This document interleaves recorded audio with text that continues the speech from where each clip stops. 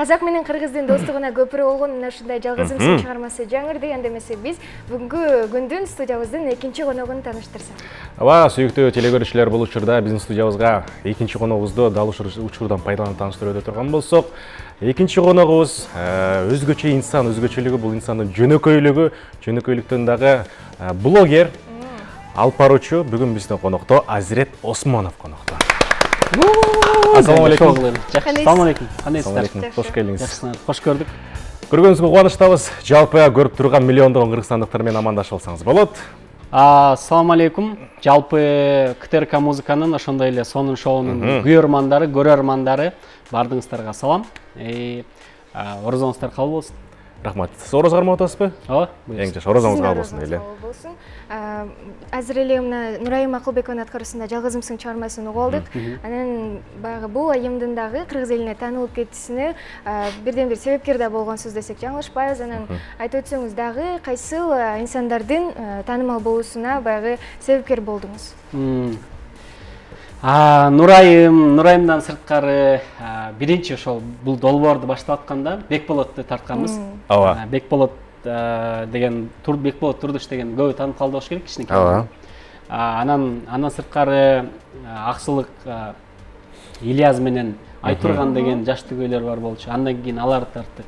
Андан кийин ушул Нурайым, дагы башка окшогон каармандар элге таанылганына себепкер болуп калдык деп айтсам болот. Жакшы, бул долбоорду Бекболот Турдуштан баштадым дедиңиз. Анан эмне себеп болду мына ушундай көмүскөдө жаткан эл арасындагы таланттарды алып чыгууга? Эми башында мен билесиздер да пранк тартып баштагам. Ошол пранк жанрын YouTube'дан Кыргызстанда биринчилерден болуп жайылтып калгандардан. Анан баягы пранк тартып элге таанылып калгандан кийин пранк тартыш бир аз кыйын болуп калды. Анан кандай контент жасайбыз, эмне кылабыз деп отуруп. Мен деле негизи кесибим боюнча журналистмин. Анан колман келет бирөөнүн баягы ичинде катылып жаткан талантын элдерге көрсөткөнгө, өзгөчө таланттарды тапканга мындай журналистикалык көз карашым бар элчи. Анан ошол андан кийинки идея долбоор ошол элдин арасында бир көмүскөдө жаткан элдин ичиндеги таланттарды алып чыгуу болчу. Ошо биринчи Бекболотту тартып чыктык. Андан кийин ошол Нурайым, бул эми булардын баардыгы ошол каармандар өзгөчө болгон үчүн дагы элге таанылып калды го деп ойлойм да. Негизи мунун баягы долбоордун башталышы ошол мезгилде элдер мындай жаңы контентке суусап калган болчу. Негизи баардыгыбыз эле айыл жергесинен келгенбиз да. Ошо айылдагы адамдарды, айылдын жашоосу дегеле ушунун баардыгын элге көрсөткөндө менимче ошон үчүн элдерге жактыбы деп ойлойм да. Эң сонун болсун. Бизди дагы өзгөчө көп региондордогу адамдар көрөт. Ал эми биздин коногубуз Азирет мырзага сиздердин суроолоруңуздар болсо узатсаңыздар болот. Ал үчүн 39 21 83 39 20 64 номерлери кызматта. Ал эми биз сиздерди күтөбүз. Ооба, сиздер берген суроого биз түзмө-түз жооп алып бергенге аракет кылабыз. Анан Азирет мырза айта кетсеңиз, жогоруда өзүңүз айтпадыңызбы? TikTok дебедимби? Пранк тартыш. Пранк тартыш кичине кыйыныраак болуп калды деп. Ошол бирден бир себебин ошондуктан токтотуп койдуңузбу? Ооба, бул биринчи себеби. Экинчи себеби пранк тартып эми пранктын дагы мындай кандай десем, мунун түшүндүрмөсү көп өзүнүн негизинде. Эмнеге токтотуп койгонун себеби дагы. Ошонун себептерин айта кетсеңиз. Пранк негизи жакшы. Пранк элдерге мындай жакшы маанай тартуулайт, позитив тартуулайт. Бирок экинчи жагы бул келиңиз ошол түшүндүрмөлөрүн анда биз телефон жолдор бар экен, алып алалы. Алло, саламатсызбы? Алло, саламат. Саламатсызбы? Кутман кечиңиз менен түз эфирдесиз. Сурооңузду узатсаңыз болот. Азирет пайдамне каалоо тилегем. Каалоо тилегиңиз бар экен, угалы.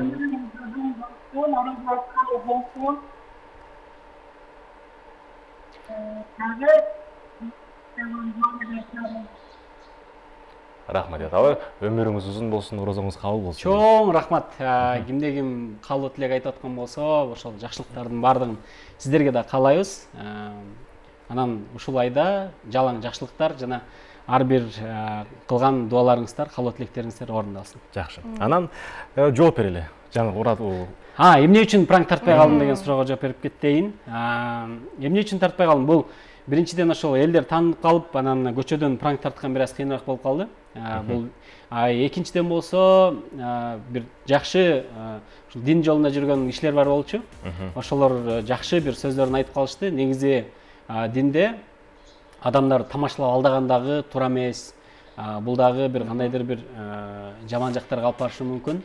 Ошол эле учурда бул динге туура келбей калат дегенден анан негизи ошого окшогон бир факторлор бар андан сырткары. Анан ошонун негизинде жыйынтыктадык десек болот пранк тарткан. Жакшы, негиле айтыңызчы. Азыркы учурда пранк тартканды сагындыңызбы? Эми кээде туруп баягы адам биз эми ар дайым эле ушундай мындай серьезный эмеспиз да. Баардык эле адам бир учурда серьезный болот, бир учурда мындай жал жакта ойногосу келет дегендей. Анан кээде туруп баягы пранк тарткым келет, кээде көчөдөгү адамдар тамашалап коем. Негизи бул пранк дегендин мааниси мындай башка бир адамдын маанайын көтөрсөң, мага ошол эң жаккан ошол нерсе да. Пранкта дагы эмне жагат бул адамдардын маанайын көтөрүү. Кайсы жерде болбойм мен, көчөдө болобу же бир магазинде болобу, кайсы жерде баратсам да ошо адамдар тамашалап, алардын маанайын көтөргөн мага жагат да. Алардын маанайы канчалык көтөрүлсө, мен ошол нерседен кайф алам. Жакшы. Анда ушул учурдан пайдаланып мындай кылбайлы Азирет мырза. Жалпы көрүп турган телекөрүүчүлөрдүн да маанайын бир аз көтөрөлү. Сиз менен бир аз пранк тарталы. Кандай дейсиз? Ушул түз эфирден эле, азыр сиздин уюлдук телефонуңузду колдон алсаңыз, колуңузга. Жакын досуңуздардын бирөөсүн тандаңыз. Келиңиз, биз тандайлы. Биз тандайлы, келиңиз. Бериңиз телефонду, контактларды. Телефон өчөт. Негиз телефонун 3% зарядта калып тур да. Жетет, ооба. Эконом режимге болу. Карайлычы бисмилла деп кана кесиптеш. Жазыңыздын тарынбаса керек, маанайын көтөрөлү. Абжем, Россия деп. Бул жакта контактыдан аябай эле көп менде уже телефонго батпай калган болот. Эң жакын досторуңуз ким негизи?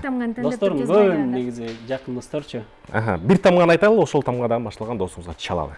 Кайсы тамгасы? Ким бар? Айберген деп көргүлөчү. Айберген, Айберген, Байке деген. Чыңгызов, Айберген, Байке. Кайсысына? Айберген Чыңгызов. Ошого чалалы. Келиңиз, баштайлы. Бисмилла, Чыңгызов. Так, чалабыз. Чалганда дагы биз бул жакта сизге сүрөттөрдү, сөздөрдү көргөзөбүз.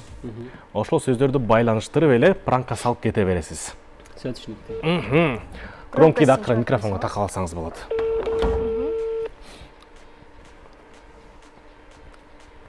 Биринчи ушул сөздөн баштайбыз. 3% зарядым калган, азыр өчүп калса ошону менен пранк бүтөт. Өчпөсө экен деп туралы биз. Айбага кетип атат. Бисмилла. Кетсе экен. Кандай болот бул экен кесиптеш, көрөлүчү. Бул жакта көп сөз бар турбайбы, ошону айтып кетиш керек экен. Ошонун баарын кошуп кете берсеңиз болот.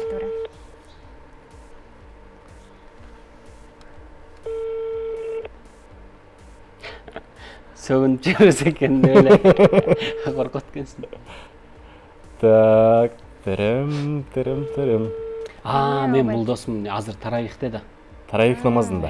Таравих намазында да азыр. Келиңиз, анда эле бирөөгө чалбайсыз. Тынчын албай эле кол анда, өзүңүз бирөөсүн тандайсыз.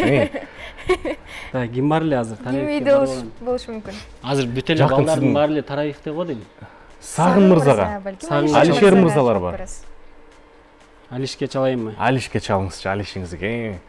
Батыраак чалалы. Алиш деле немеде го дейм, таравихте ол билбейм, барбы жокпу. Чалып көрөлүчү азыр. Бир чалып көрөлү, аракет кылып көрөлү. Алса алды, албаса кийинки дагы досуңузга үчүнчү попытка берели. Баарына чалып отуруп эле.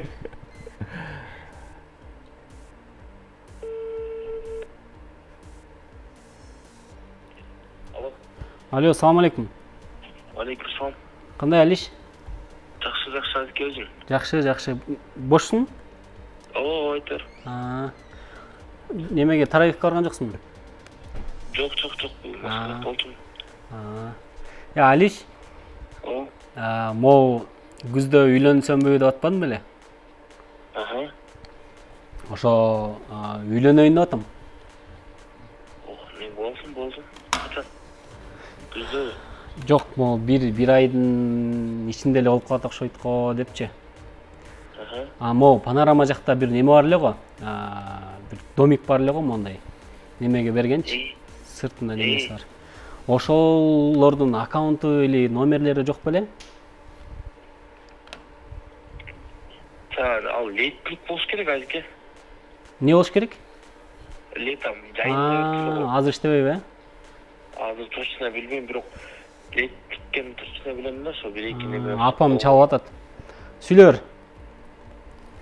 Иә. Анда мен ошолордун тааныштары жокпу? Ошол Жок, жок. Шакек саткан, шакек саткан. Шакек саткан. Шакек алыш керек болот, жана сен тааныштарың болуп калчу эле го. Шакектер бар го дейм, Акчасы дагы ошого лайыктуу болот. Аны табабыз качан не болуп кетти анча. Короче, срочно деп кой, бир ресторан табыш керек, азыр бүт ызычуу да баягычы. Достор чалып туруп эле неме кылалы, бир чогулуп туруп эле сүйлөшөбүз го дейм анда, Ресторандагы караштырып. Эме болду. Жок, андай деле эчтештер салган жок. Учуп кеткен акчаны? Жок. Короче, апам неме кылып атпайбы? Кечегинде тамашалап калды, ак жолугум даяр кокуй. 30-ында үйлөнтө салбайлыбы деп элечи анан. Короче, бир кыз бар болчу. Аяшпа бияктан эле ой. Ал өзү тиги Токтогулдан да. Аны сен тааныбайсың. Анан балдар чогулуп туруп бир күйөө жолдошко кимди коебуз? Ошону дагы сүйлөш керек болуп атат да. Эмне эле тантып атасың, айландырып эле. Айландырбай эле. Кыскасы.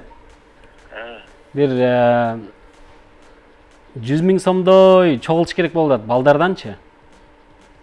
Анан 100 000 сомдой чогулса, мисалы, калыңды өзүм эле берем да. Сен тагып атасың да, Короче, КТРК музыкада сонун шоуда ушун пранкка салып атабыз да. Бизден салам айттык го, жалпы музыкада салам айтат биякта элдер. Давай. Рахмат айтабыз. Кол чабар болсун. 3%. Аягына чейин кармадык го. Мен ушу ойлодум эле, ортосунан кетип калабы. Бардыгынан өттүк уже, Бардыгынан өттү, эң сонун болду. Анан келиңиз. Демек, буюрса келечекте жубайыңыз Токтогулдан. Жок, ал ойманча эле айтсам. Жок, ошо бекеринен айтылган жок. Мен биринчи девушкам Токтогулдан болгон. Анан ошонун немесинен эле айтылып калды окшойт эми. Азыр менин девушкам жок да. Бияктан же бияктан. Өзүмдү үйлөнөм деп айтып атпадым беле деп. Негизи план боюнча мындай. Өзүм жеке план боюнча качан үйлөнөсүң дегендерге көзүндө үйлөнөм деп коем да, бирок азыр мындай точно белгисиз да. Сүйлөшкөн кызым жок пока. Ошо эми Кудай буйруп калса, күздө да үйлөнүп калышы мүмкүн. Ушул күздө. Кыз жок, жетишенбейсизби? Эми ар кандай мындай суранып атабыз Кудайдан, Кыз берип кой, кызга чейин депчи анан. Чыгып калса үйлөнөбүз. Калганы Кудайдын буйругу. Жакшы. Анан айда келе чыгармачылык жагыңызга кайта турган болсок, бир учурларда кыз сайкалга болуу менен дагы дуэтиңиздер чыккан, Жакшы ыр чыкты эле. Анан ошол эмеде ойлодук элек, биз дагы ырчылык жагына көбүрөөк басым кылат деп. Бул сизге чейин келип кеткен Канат Шабданбеков азыр ырчылыкка басым кыла баштады, өзүңүз байкагандай эле. Сизде ойлор болот өзүңүздө ырчылыкка чыксамбы деп, деги эле алпарчылыктан, пранктан деле. Негизи мен буга чейин тойлорго чыкчумун, алпарчы болчумун, бирок ошол жумушту дагы таштадым десем болот. Чыкпай атканым, тойлорго чыкпай атканым 2 жыл болуп калды уже. Шоу бизнестен бир кыйла эле алыстап, мындай олуттуураак темаларды алып чыгып, эми азыр шоу көп. Анын деле шоу, мунун деле шоу, короче, интернеттин баардыгы азыр шоу болуп атпайбы? Ушундай коомдо бир элге пайдалуу бир программаларды алып чыксакпы деген пландар менен ошол шоудан бир аз алыстаганбыз да. Анан ырдаган мага жагат өзүмөчү. Телегөрүүчү телефон чалуулар бар экенин кабыл алсак. Алло, саламатсызбы? Алло, түз эфирдесиз. Сурооңузду узатсаңыз болот, телекөрүүчү. Алло, саламатсызбы? Рахмат, сиздин дагы. Рахмат. Азизбек мырза, саламатсызбы? Саламатсызбы? Ордуңуздар кабыл болсун. Рахмат, сиздин дагы ордуңуз кабыл болсун. Рахмат. Аябай сүйлөйбүз. Чоң рахмат. Азыр сенин көптөгөн дагы жаңы объективиңизди күтөбүз. Кудай Айта буйрса. кетсеңиз, сизге негизи кандай кыздар жагат, ошол тууралуу айта кетсеңиз. Бай баракелди. Кызыккандар бар экен, Фанаттарыңыз. Деп Кандай кыздар жагат экен, кандай кыздар дегеле сизге аттанса болот, күзгө чейин мүмкүн. Табитиңиз кандай болду экен? Балебаспады. Өтө мындай. Эми оор суроо деп деле айтканга болбойт, бирок ошол эле учурда мындай жоопкерчиликтүү суроо болчу. Эми кандай кыз жагат? Баягы монтип санап берсең, бул баналдуу эле нерселер да, мындай ыймандуу, анан адеттүү деген сөздөр айтылышы мүмкүн, бирок сөзсүз түрдө биринчи орунда ыймандуу болуш керек. Ооба. Экинчи орунда бул билимдүү болуш керек. Анткени Сөзсүз түрдө. аял киши бул үйдөгү мугалим десек болот, балдарды тарбиялоочу. Ошон үчүн акылдуу болуш керек. Болду, мага ушул 3 анан сулуу болуш керек сөзсүз түрдө. Эми бардык эле эркектер ошол нерсени каалайт да. Ушул 3-4 сапат маанилүү, эң маанилүү. Анан калгандары эми бул мындай санай берсең айтыла берчү эле сөз. Эң башкысы өзүңдүн адамыңды тапкан жакшы да. Эми азыр чындап эле мындай көбү ойлошу мүмкүн, кантип эле сенин сүйлөшкөн кызың жокчу болсо, кантип эле сага кыз жок болушу мүмкүн деп баары эле айтышат да. Бирок кеп анда эмес, кеп өзүңдүн мындай жан дүйнөңө туура келген, өзүңө туура келген кыз болуш керек да. Ал сенин өмүрлүк жарың, сен өмүр бою ошол адам менен бирге түтүн булатып мындай турмуш жолдо бирге басасың дегендейчи. Ошон үчүн сени түшүнгөн, сени сыйлаган кыздар болсо, анда Чалыңыздар. Деп Азирет Осмоновдун кыскача жарнама өтүп кетти деп элеби? Ооба. Демек, азырынча андай кызды кезиктире элексиз. Жакшы кыздар көп, чынындачы. Аябай жакшы кыздар көп, бирок адам мындай жан дүйнөсү менен, ой жүгүртүүсү менен, көз карашы менен окшош адамды тапканда мындай. Ошондо таптым деп айтсам болот да, эми азырынча таба элекмин. Жакшы. Аябай туугандарды элге кайрылуу Жардам бериңиздерчи сураш. жардам бериңиздерчи.